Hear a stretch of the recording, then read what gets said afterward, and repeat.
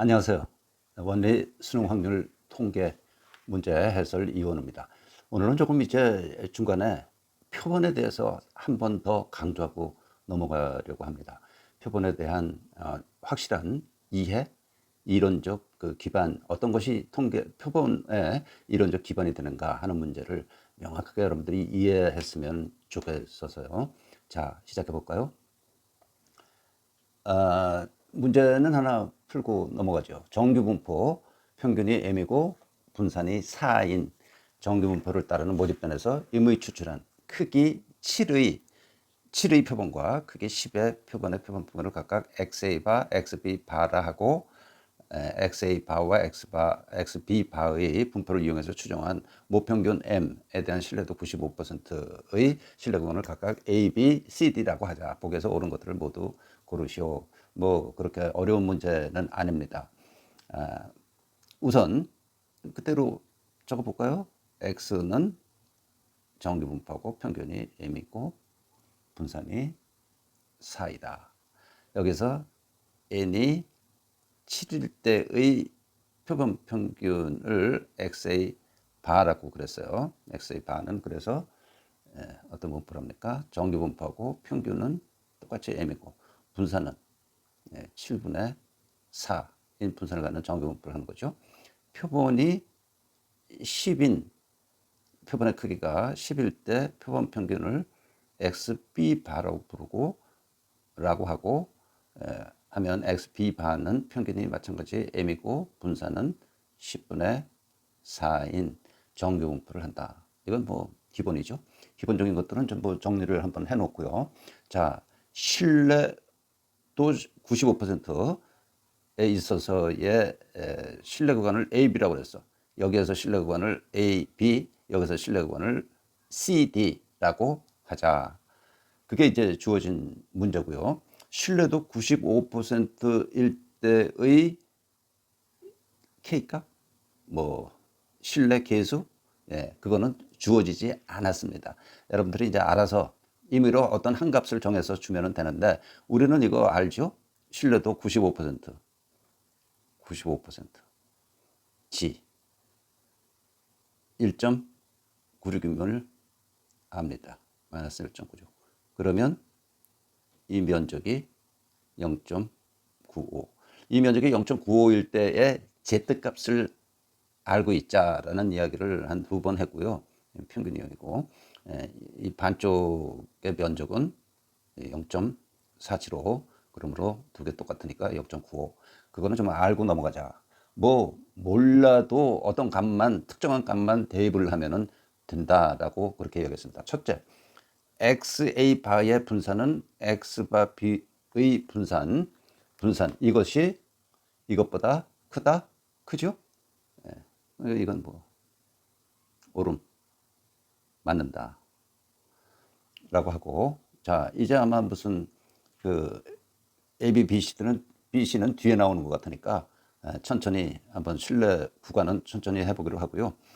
여기서 이 문제, 자 XA 바 작거나 같기를 M 플러스 2.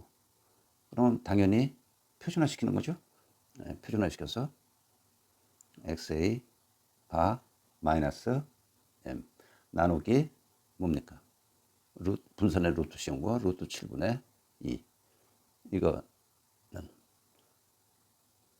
여기는 M 플러스 2 마이너스 M 똑같은 작업을 해줘야 되니까 나누기 루트 7분의 2.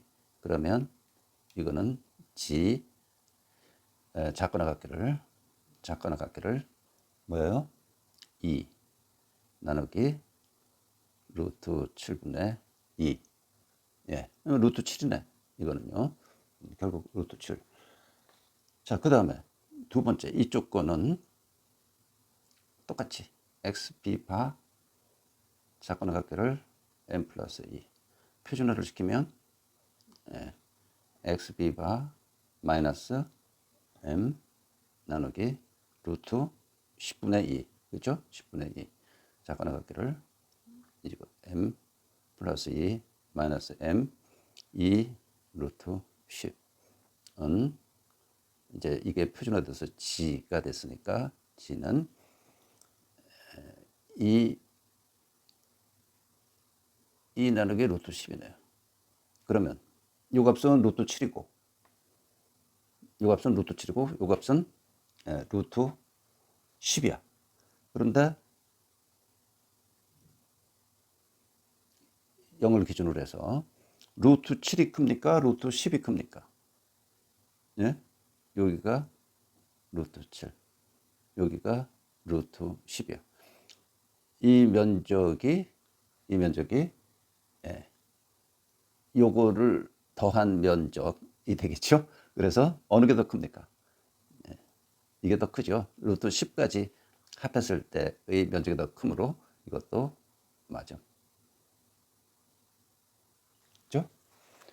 자, 그 다음에 C. 이건 이제 D-C 어느 신뢰 구간의 폭이 이것이 크냐 작으냐 뭐 이거 이야기하는 거예요. 그러면 이제 여기서부터 그 95% 신뢰 수준의 신뢰 구간을 구해봐야 되겠죠. 그러면 XA 바 마이너스 1.96 루트 7분의 2 XA 바 더하기 1.96 루트 7분의 2 이게 말하자면 뭡니까? A고 이게 B야. 두 번째, 표본 크기 10을 가지고 표본 크기를 10으로 해서 했을 경우 신뢰 구간은 마이너스 1.96 루트 10분의 2 x b바 1.96 루트 10분의 2 이게 C고 D라고. 그러면 여기서 이거 뺀 거 그러니까 2배의 이 부분 되는 거죠. 각각 D-C 그래서 2배 1.96 루트 10분의 D-C는 2가 되는 거고 이쪽은 1.96 루트 7분의 2가 되는 거죠. 그렇죠? 그러면 어느 게 더 큽니까? 이 두 개 중에? 예? 이게 더 크죠? 작은 수로 나눴으니까 이 오른쪽 부분이 더 크다고요. 그래서 D-C 이거보다 이게 더 크다가 되는 겁니다. 여기서 만약에 신뢰도 95%일 때의 신뢰 계수가 1.96인 거를 모른다면 혹시 뭐 예를 들어서 그냥 우리가 생각지도 못했던 70% 신뢰도 70%의 신뢰 구간을 A, B라고 하자. 이 문제가 이렇게만 주어진다면 그때 여기다가 의무를 K 넣으면 되는 거예요. 예? 여기다 신뢰 계수를 난 모르니까 K를 넣어서 계산하면 그건 뭐 지워지고 나머지 계산이 가능하다라는 이야기입니다. 여기 이 문제는 친절하게 신뢰도 95%에서 많은 사람들이 알고 있을 1.96을 사용할 수 있게 했는데 이거를 95%가 아니라 70%로 놓게 되면 혹시 여러분들이 이 값 어떻게 하지? 당황할 수 있을 수 있기 때문에 다시 한번 강조했습니다. 쉽죠? 쉬운 문제입니다.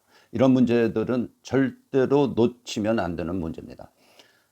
자, 다음에는요. 표본에 대한 얘기를 아무래도 제가 원리 확률 통계 이론적 배경 부분을 11개 동영상을 올렸는데 거기에 나오는 이야기입니다만은 그거를 리마인드 할 겸 혹은 아직까지 안 본 분들 한번 봤으면 좋겠고요. 그때 그 강의를 약간 줄여서 축약해서 간단히 한번 짚고 넘어가겠습니다. 너무 중요한 얘기고요. 이에 관련된 문제가 다음 문제입니다. 그래서 다시 한번 정리할 겸 설명을 하겠습니다. 자, 모집단이 있다. 항상 이 확률 통계, 특히 통계 부분에서는 모집단이 있다라고 그러죠. 모집단은 X라고 그냥 표현을 하면 됩니다. 확률 변수 X. 그리고 X는 어떤 분포를 해.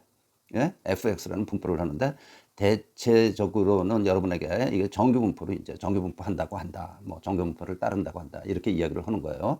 여기서 이제 표본을 넣습니다. 표본은 모집단의 일부죠. 그래서 표본을 넣는데 그 표본을 X1, X2, XN으로 확률 변수로 표현하는 거야. 우리는 일반적으로 표본 그러면 모집단에서 표본을 얻었다 그러면 어떤 값들을 얻었구나라고 생각하게 되는 거죠. 그게 일반인의 상식이야. 그거는 소문자로 표현한 x1, x2, xn 이것도 틀린 게 아니고 이것도 표본이라고 합니다. 그런데 확률 변수로서 표본을 표시하자. 예. 상당히 통계학을 이해하는 데 있어서는 중요한 이야기입니다. 그 x1, x2, xn을 확률 변수라고 표시를 했어. 그리고 그 확률 변수의 실제 값이 어떤 실제로 조사를 해서 얻는 과정을 거쳐서 얻어진 값이 이제 스몰 x1, 소문자 x2, 소문자 xn. 이게 실제 구체적인 값들이란 말이에요. 그 이전 단계의 표본은 확률 변수란 말이에요. 근데 이 확률 변수 n, x1에서부터 xn들은 각각 독립이야. 예? 서로 표본은 서로 독립이다. 표본 값들은 서로 독립이다. 그건 뭐 아주 이상한 강제적인 어떤 가정 같은 거 아니죠. 표본들은 독립이고 똑같이 fx 분포를 해. 모집단의 분포를 하는 거야. 정규 분포를 한다면 정규 분포한다는 얘기야. 예. 여기 하점자 1, 2, 3, 4에는 여기 있는 1, 2, 3, 4에는 단순히 표본을 나타내기 위한 수단이다. 딴 거 아니야. 그러니까 저거를 x, x, n개. 이렇게 쓰면서 표본에 대해서 설명할 수 없잖아요. 그렇기 때문에 편의상 1, 2, n으로 붙였다. 하점자를 붙였다라고 생각하자고요. 그러면 x1, x2, xn을 전부 다 더해. 그래서 n으로 나는 뭡니까? 평균이죠. 소위 표본의 평균이야. 이게 표본의 평균, x바야. 그리고 이것들이 확률 변수고, 예, 어떤 확률 분포를 하니까, 모집단의 분포를 하니까, x바도 확률 변수가 된다. 그래서 이제 여기서 여러분들이 어떻게 설명을 들었는지 모르지만, x바의 기대값을 구할 수 있는 거고, 이건 뭐야? 모집단의 평균, x바의 분산도 구하는 겁니다. 이거는 뭐야? 모집단의 분산을 표본 크기 n으로 나눈 거. 이런 것들이 이제 나오는 거예요. 여기까지는 단순하고 심플한 얘기죠. 이 부분을 꼭 알고 있자 하는 얘기예요. 이게 그 수능에 이미 출제되어 있더라고. 이런 것들을 아느냐 모르느냐 하는 문제. 상당히 중요한 얘기입니다. 물론 이거를 모르고도 뭐 풀어가는 해법이라면 해법이 있을 수 있지만 기본적으로 우리가 표본 그러면 지금 방금 설명한 부분들은 여러분들이 알고 있어야 됩니다. 여기에 이제 분포를 하나를 소개를 하는데요. 어려운 분포가 아닙니다. 이항 분포와 직결되어 있는 분포이고요. 또 동전을 던지든 주사위를 던지든 이런 것들을 반복해서 몇 번 했을 때 이 분포를 한다는 이야기예요. 베르누이 분포라는 분포를 한다는 이야기고, 베르누이 분포가 모여서 합해져서 이항 분포가 되는 겁니다. 여러분들은 주로 이항 분포만 알아요. 여기에 또 뭐가 연결되느냐? 예? 이항 분포의 정규 분포 근사. 여기까지 여러분들이 이해해야만, 알아야만 되는 그런 문제들이 출제되는 것을 확인을 하고 다시 한번 강조할 겸 설명을 하겠습니다. 여기 조그만 또 응용이 있어요. 그런 응용은 이제 지금 오늘 설명하려고 하는 그런 응용은 언제든지 출제될 수 있는 문제입니다. 그때 당황하지 말고 여기에서 잠깐 여러분들이 설명을 듣고 이해를 하면 충분히 그런 응용 문제도 다룰 수 있으리라고 확신합니다. 자, 베르누이 분포란 불란서 사람이겠죠. 프랑스 베르누이라는 분이 만든 분포입니다. 어떤 시행에서 결과가 단 두 가지일 경우 주사위를 던졌는데 짝수 눈금과 홀수 눈금, 동전을 던졌는데 앞면과 뒷면 뭐 이런 거 단 두 가지일 경우 그 자료는 베르누이 분포한다고 합니다. 심플한 거야. 제일 간단한 자료죠. 결과가 두 개밖에 안 나오니까 제일 간단한 자료죠. 그때 그 자료는 베르누이 분포한다는 이야기야. 이를테면 확률 변수를 하나를 성공이라고 부르겠어요. 성공은 뭐 좋은 거고 나쁜 거고 그렇게 생각할 필요는 없습니다. 한 가지, 두 가지 되니까 하나를 성공이라고 부르고 다른 하나를 실패라고 하자. 이거는 불량일 경우 1의 값을 주고 우량품, 양품일 경우에 0의 값을 주자. 뭐 그런 이야기야. 누구를 지지할 경우 1의 값을 주고 지지하지 않으면 0의 값을 주고. 그래서 성공일 경우에 x의 값을 1로 주고 실패일 경우 0의 값을 줘요. 그리고 성공의 확률을 p라고 하자. p라고 하면 x의 확률 분포, 즉 베르누이 분포식은 이와 같이 나옵니다. P의 X승 1-P의 1-X승. 이거는 이제 여러분들이 외우기가 조금 어려울지 몰라요. 예? 이거예요. 근데 이거라고. 자, X가 0이면 뭐야? X가 0이면 실패일 경우죠. 실패할 확률. 예? P의 0승 1이야. 1-P의 1-0승. 그러니까 1승. 1-P라고. 이럴 때 이게 뭐야? X가 1이라는 건 성공의 확률이야. 그렇죠? P가 나와야죠. 1을 집어넣으면 P의 1승 P고, 이거는 1-P의 0승. 그러니까 1이므로 P. 딱 맞았잖아요. 두 개 다 합하면 1이고. 그렇죠? 여기 주어진 값, 확률 분포, 이게 이제 확률 분포가 된다는 이야기예요. 예, 요거까지 알고 있어도 상당히 좋습니다. 예, 물론 좋습니다.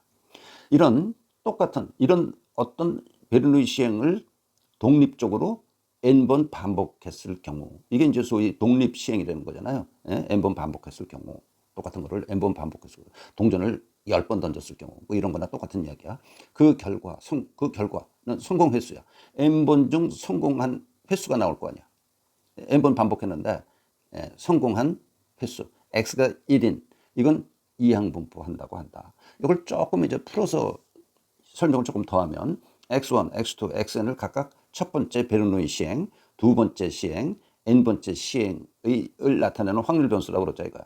그러면 x1은 1 아니면 0, 그렇죠? x2도 1 아니면 0, xn도 1 아니면 0이야. 성공일 경우에 1, 실패일 경우에 0이야. 그렇죠? xi는. 그러면 이걸 전부 다 더하면, 이거 다 더하면 뭐야? 더하면 그걸 x라고 하면, x1 더하기 x2 더하기 x는 x라고 하면, x는 뭐예요? n번 중 성공의 횟수야. 그렇죠? 성공했을 때마다 1이 더해질 거 아니야. 실패는 0이니까 0은 더하나 마나 뭐 추가되는 게 없고. 그래서 x가 성공의 횟수가 되는 거야. n번 중. 이 x, 이런 x는 이항분포한다는 이야기예요. 뭐 어려운 건 없죠. 여기까지. 이항분포를 이렇게 기본적인 배경부터 여러분들이 설명을 들었는지 못 들었는지 나는 확인이 안 됩니다. 나는 모르겠는데, 예, 아마 베르누이 분포라는 용어 자체가 나오지 않는 걸 보면 그냥 이항분포는 성공률이 P일 때 n번 중 x번 성공할 경우에 그 x는 이항분포한다. 그리고 외워라. 그렇게 배웠을 가능성이 매우 많기 때문에 다시 한번 설명을 하는 겁니다. 그리고 그 이항분포는 바이노미얼의 B를 따서 B의 NP라고 이렇게 표시를 한다라는 이야기죠. 이것까지도 여러분들이 알고 있습니다. 이거는 이제 여기 그 이 출력물을 파워포인트로 작성을 했는데, 파워포인트에서 이게 잘 안 되기 때문에 이렇게 표시한 거예요. 이렇게 표시한 거라고. N combination X예요. 이게 뭐 엉터리가 아니라, 나만 쓰는 게 아니라 조금 대학 이상 과정에서는 이렇게 씁니다. 이렇게 C를 쓰지 않고. 왜? C는 또 다른 용도로 쓰이는 데가 많으니까 아마 이렇게 표시를 하는데 똑같은 표현입니다. 그래서 N combination X, P의 X승. 여기 X가 성공의 횟수면 성공률에다가 X번 성공했다라는 그런 게 되고, 실패의 N-X번이 실패니까 N-X. 이것이 이제 이항분포의 확률 질량함수, 그런 표현이 되는 거죠. X는 0, 1, 2, 3, 4, N까지 갖는다. 이건 뭐 다 아는 이야기고요. 여기까지 이해됐습니까? 자, 여기서 비율이라는 개념이 나와. 예? 다시 한번 봅시다. 베르누이 분포는 모집단으로부터 얻어지는데, 모집단이 있어. X는 실패 아니면 성공이라고 그랬어.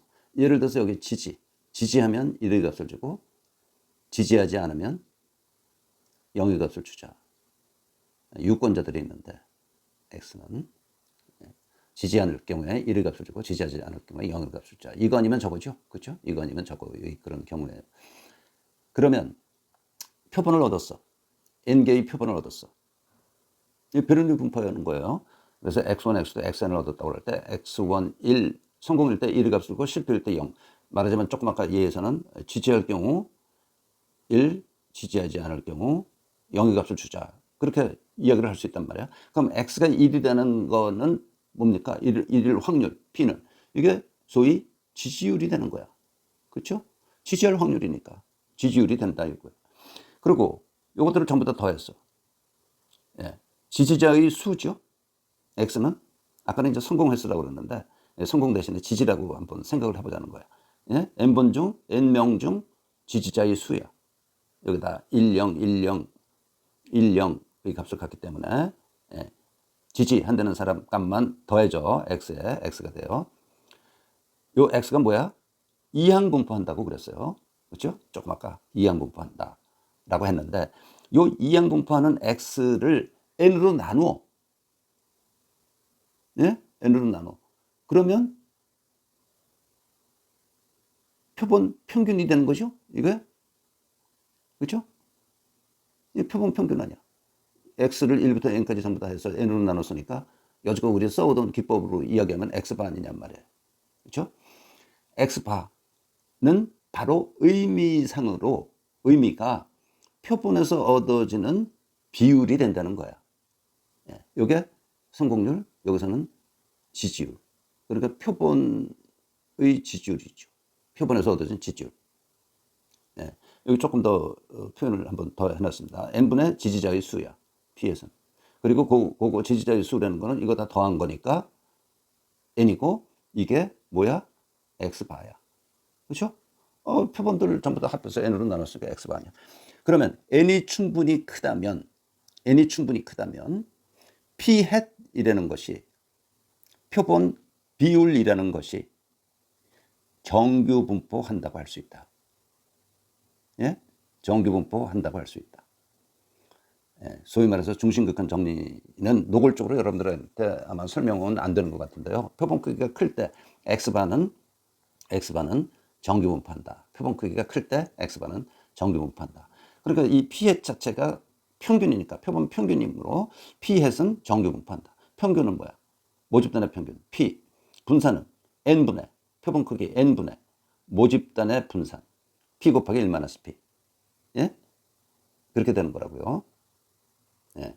이 부분을 확실하게 이해를 해두면 어려운 거 아니고 이해하는데 뭐 시간이 많이 드는 것도 걸리는 것도 아니고 하기 때문에 확실히 여러분들에게 도움이 될 겁니다. 예. 이건 응용 문제로서요. 예. 다음 문제를 다뤄보겠습니다. 여기 써놓은 것도 여러분들 충분히 아는 이야기니까요. 예. 상당히 어려운 문제가 하나 발견이 됐고 이 문제로부터 한 번 더 앞에 표본에 대한 이야기를 충분히 여러분에게 설명하고 넘어가야 되겠다라는 생각이 들었습니다. 여기다 별표 3개를 쳐놨는데요. 어려울 뿐만 아니라 앞으로 약간 응용돼서 여러분에게 문제로 나타날 가능성이 매우 높다라는 생각으로 별표를 3개를 쳐놨습니다. 필요하죠? 예. 자, 잘 보죠. 여기 16번. 주머니에 12개의 공이 들어있어요. 이 공들 각각에 1, 2, 3, 4 중 하나씩이 숫자가 하나씩이 적혀 있다. 이 주머니에서 임의로 한 개의 공을 꺼내 공에 적혀 있는 수를 확인하고 다시 넣는 시행을 한다. 그러니까 1번, 2번, 3번, 4번이 하나씩은 들어있는데 뭐 똑같이 1이 3개, 2가 3개, 3이 3개, 4가 3개 들어있다는 이야기는 없어요.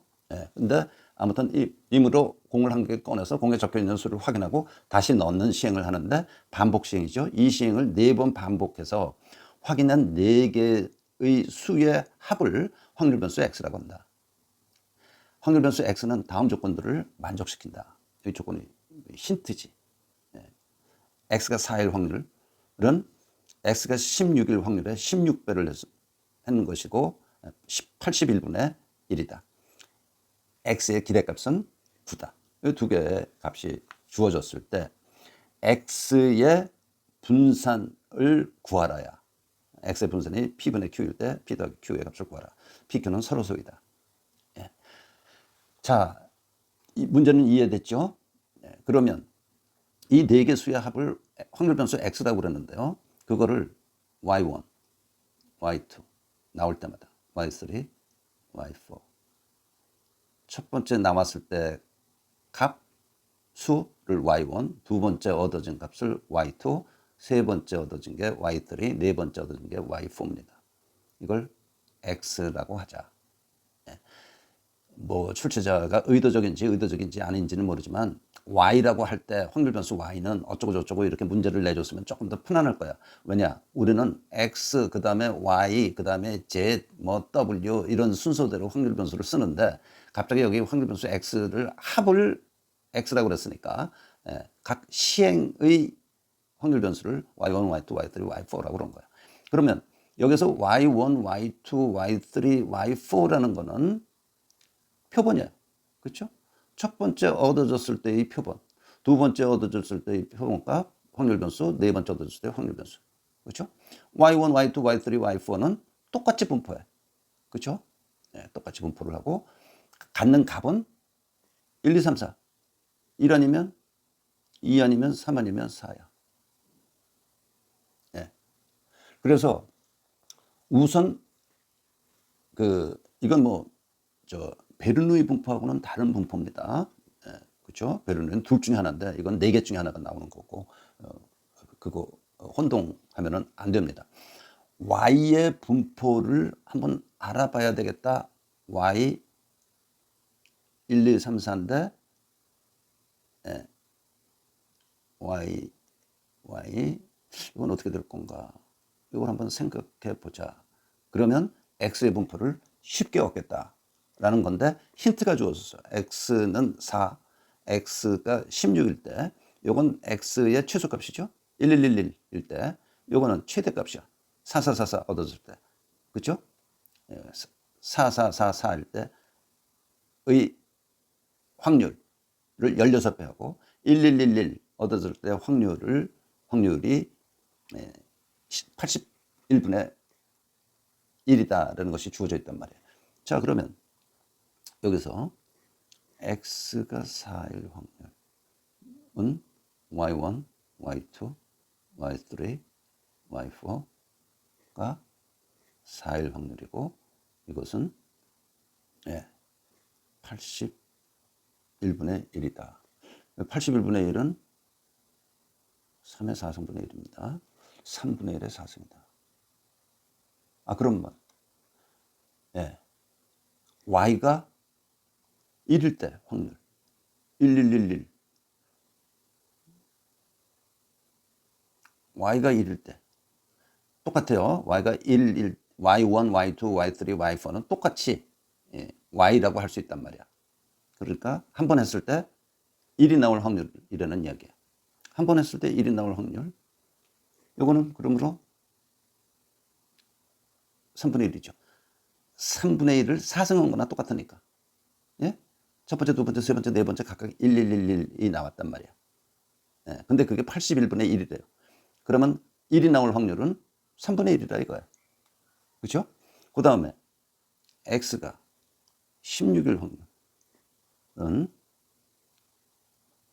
y1, y2, y3, y4가 16인데 이게 얼마라고요?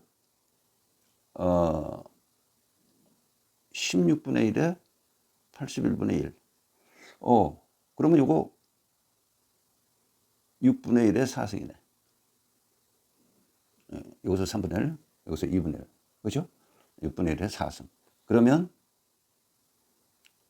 y가 4일 확률은 6분의 1이라고. 그래서 요것이 3분의 1. 요 값이 6분의 1로 계산될 수 있다는 거야. 여기서 주목할 거는 조금 아까 설명드린 대로 y1, y2, y3, y4는 똑같이 y라는 분포를 합니다. 이건 표본으로부터 얻어진 거라고 생각하면 돼요. 그러니까 y가 공을 한번 뽑을 때 어떤 주문에서 공을 뽑을 때 1, 2, 3, 4 값을 나올 수가 있는데 y가 1, 2, 3, 4 값이 나올 수가 있는데 첫 번째 나온 1, 2, 3, 4 중 첫 번째 나온 경우, 두 번째 얻어진 값, 세 번째, 네 번째 얻어진 값. 근데 그것들이 y와 똑같은 분포를 한다 이거야. 이것들이. 이해됐습니까? 네. 그러면 여기서 간단하게 우리는 y에 대한 기대값을 한번 생각해 볼 수가 있어요. 1 곱하기 3분의 1. 2 곱하기 뭐라고 그럴까? 이거 A라고 그러고 이거 B라고 그럴까요? 2A 3B 더하기 4 6분의 1. 요거를 정리하면 6분의 3분의 1, 6분의 요거 3분의 2니까 1이죠. 1 더하기 2A 더하기 3B가 되네요. 그렇죠? 근데 주어진 힌트가 x의 기대값이 9라고 또 주어져 있어. x의 기대값이 9라는 것으로부터 기대값 x의 기대값은 y1, y2, y3, y4가 되니까 요거는 기대값 y1, y2, y3 기대값 y4 물론 똑같죠? 이게 다 같은 값이에요. 그래서 4배의 y가 되는 거고 이것이 9라고 그러니까 여기서 y의 기대값은 4분의 9가 되는 거죠. 그렇죠? 이게 4분의 9가 된단 말이에요. 예. 그래서 1 더하기 2a 더하기 3b가 4분의 9고 여기에서 a와 b는 뭡니까? a 더하기 b는 2분의 1이야. 확률의 합 아니야. 요거 4개 더하면 4개를 더하면 1이 돼야 되니까 요거 2개 더한 게 2분의 1. 그래서 a 더하기 b는 2분의 1. 소위 말해서 미지수 AB 연립방정식 이게 나오는 겁니다. 그래서 이 문제가 만만한 문제가 아니라는 겁니다. 그러면 자관 이게 2개 연립방정식을 풀면 b는 4분의 1이고 a 역시 그러므로 4분의 1이 나와. 네? 연립방정식 뭐 2배를 밑에다가 2배를 하든지 해서 계산해 보십시오. 그러면 이제 휴 다 풀었다가 되는 거죠. x의 분산을 구하는 거예요. 그러면 x의 분산을 구하기 앞서서 y의 분산을 한번 구해보자고. x의 기대값이 나와 있으니까 x의 기대값이 9, y의 기대값이 이제 4분의 9로 나와 있으니까 y의 기대값은 2의 기대값 y 제곱에 대한 기대값 마이너스 4분의 9의 제곱. 이 식을 이용해서 분산을 구해보죠. 1 곱하기 3분의 1 더하기 4 곱하기 4분의 1 더하기 9 곱하기 4분의 1 더하기 16 4, 4, 16 곱하기 확률 6분의 1 마이너스 4분의 9의 제곱. 그래서 정리를 하면 4분의 25 마이너스 4분의 9의 제곱 16분의 19가 나옵니다. 그러면 x의 분산은 구하라고 그러는 거는 뭐예요? 역시 y1, y2, y3, y4 합에 대한 분산을 구하라는 거니까 요거는 서로 독립적이에요. 그래서 4배의 y의 분산과 같다. 그래서 결과는 4분의 19 p 더하기 q의 값은 23이 답이 되겠습니다. 자, 생각하는 거는요, 이런 하나씩 들어있는 이제 독립시행일 때 y1 첫 번째 나온 수 y1, 두 번째 나온 수 y2, y3, y4는 각각 독립이고 요것들은 똑같이 분포해. 그렇죠? y1, y2, y3, y4가 달라질 필요가 없어요. 이 순서에 따라서 y1, y2, y3, y4가 붙어 있는 것뿐이고 마치 표본의 하점자와 똑같은 거란 말이에요. 그러니까 y라는 y1, y2, y3, y4를 나타내는 y라는 확률 변수에 대해서 포인트를 맞춰야 된다는 이야기예요. 서로 독립이고 요거 합이 x다. x에 대한 조건들이 여기 주어져 있어. x에 대한 조건들이. 그러니까 x를 만드는 y1, y2, y3, y4가 서로 독립이고 똑같이 분포한다는 사실을 여러분들이 알아야 되고요. 이거는 표본 이론에서 표본이라고 앞에서 설명한 요 바로 방금 설명했던 그 부분을 충분히 이해하면 쉽게 풀고 그걸 이해하지 못하면 이제 헷갈리기 시작하고 뭐 경우의 수 나누고 어쩌고 그러다 보면 시간 다 흘러가고 결국 손들게 되는 그런 문제라고 생각이 됩니다. 오늘 이 부분 때문에 시간을 많이 끌어가지고요. 시간이 많이 들어서 충분히 가치 있는 문제니까 가치 있는 문제고요. 앞으로 출제되리라고 예상되는 그야말로 예상 문제입니다. 오늘 여기까지만 하겠습니다.